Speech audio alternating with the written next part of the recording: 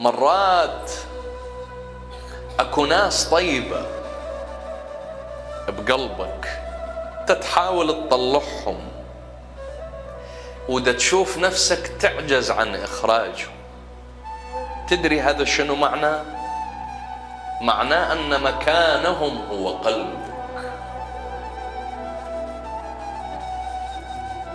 منتبه أنت.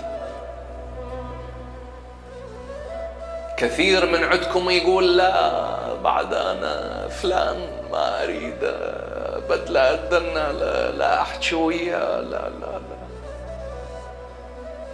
يشوف نفسه تمر أيام وساعات أسابيع أشهر ما يطلع من قلبه أبد. معناه أنه مكانه هو في قلبك. إحنا اليوم يا ابني نقدر نطلع علي بن أبي طالب عليه السلام من